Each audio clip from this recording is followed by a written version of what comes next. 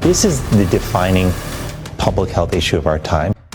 Anything we spend this much time doing has lasting effects on us. If you pull on the slot machine arm enough, you will win. People look like they have a much better life than they really do.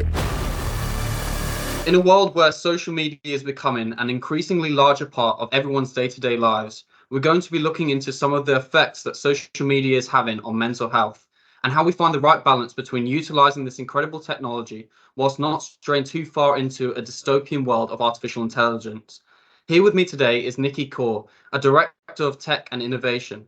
So Nikki, just to get things started off, can you give me a brief explanation of what you do?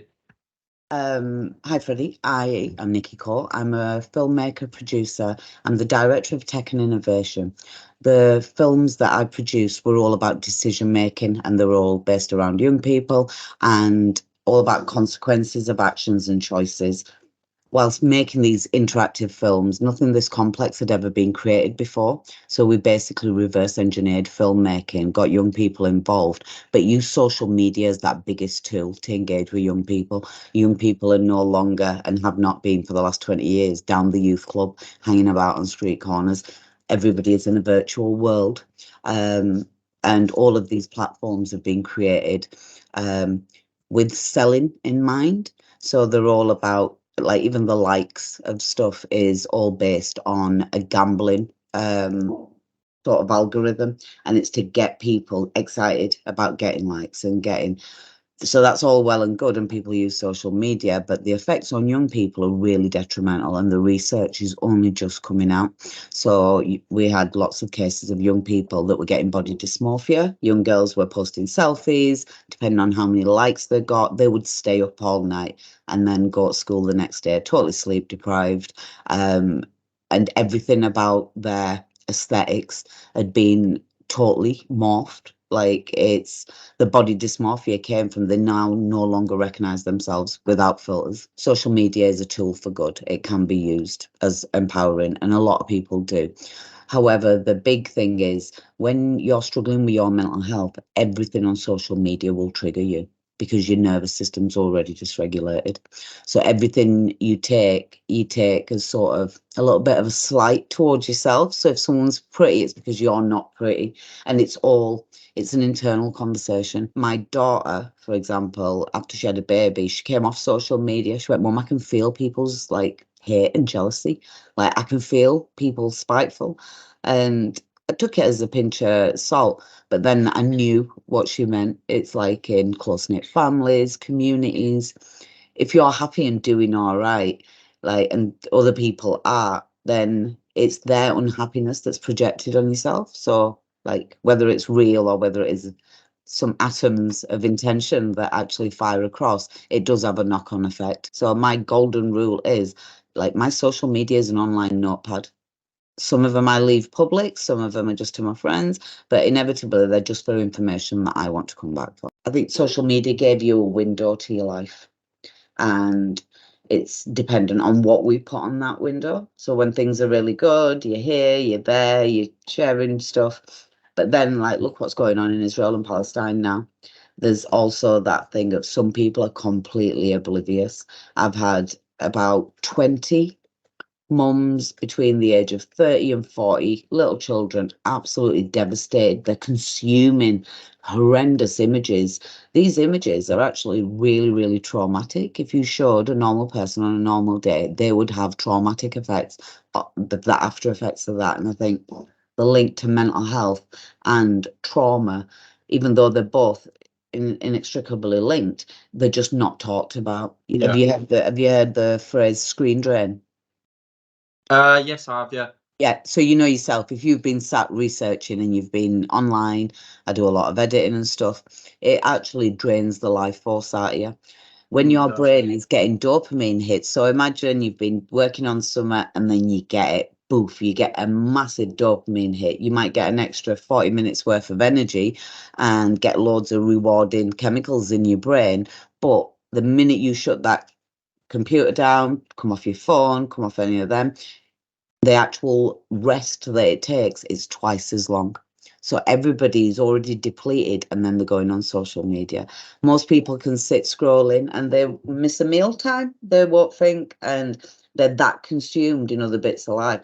I do it. I don't see people for like years, like 3, 4 years. I've seen a lady, I'd not seen her for 14 years, but I see her every day online. So to me, I know everything, like I'm picking up a conversation because she posts everything online. So I feel like I've not been part away from it. But I think it's different with every generation. I think for me, like going forward, what's incredibly important is I don't sell my morals or sell my beliefs to try and attract views. I Yeah. think nowadays, you mentioned OnlyFans models, but you also see a lot of streamers as well. Streamers are a massive thing Yeah, on platforms like, you know, And Twitch, Twitch, yeah. I've got Kick as loads of well, which is a gamer new friends. platform. I've got, And yeah. they're all doing like stupid stunts in public that could be, Yes. you know, damaging people's lives and impacting their mental health, but they're only doing it to get views. And Yes. it's a bit like, you know, the kind of reality TV as well, where they're trying to be dramatic because they know that's what sells. And I wrote something down then, just as you were saying, you know, whether it's the streamers, whether it's people doing pranks, whether it's these guys that have got big shows and series now, it all comes out of that monetization. And yeah, how interesting that the byproduct of being able to make money online, whether it's Facebook or it's Tina on killing zombies on Twitch, you know what I mean, or somebody on TikTok getting gifts, it's all done for that monetization. How interesting, and this is just a sort of an observation, how interesting that for that little bit of monetary potential, like people can take off their clothes, show very intimate parts of their body, act up a fool when they've probably got another purpose. And I think, yeah, it's that. I think it's Ruiz Miguel. The 4 agreements. Is it kind? Is it necessary? Is it true? Is it useful? I think social media and mental health, it's looking at what somebody's going on there for. Like dating apps, for example, they're technically social media, but everybody's just looking to hook up. Like that massively changes how men and women, like what their moral level is. I did some work with some young people and they were on about sexting and sending pictures of themselves where that was normal. That was like how lads and lasses like got to know each other. And my brain was totally boggled as if to say, wow, how much has stuff changed, or how much is stuff more acceptable, or deemed appropriate, where that's just normal, where 16, 17 18 year olds, where like that's how people start their relationship. I think it's important to take in like both positive and negative aspects of social media. I mean, there's obviously this side of it which is quite like, you know, instantly self-gratifying, which I think is a problem in society as a whole. But obviously, on the point of social media, it's a lot of it is down to that, like seeing what people are doing, you know, using content that gives you that instant like boost in esteem.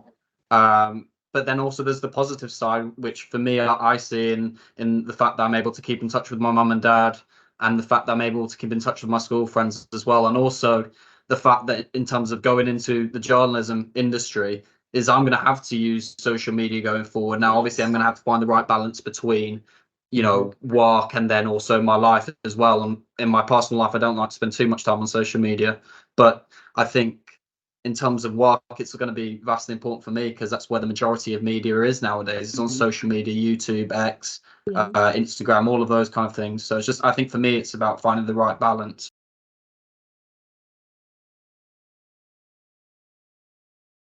Yeah, Nikki, thank you so much for your time. It's been a real pleasure. Yeah, I talk a lot anyway, so yeah, I hope it's helped.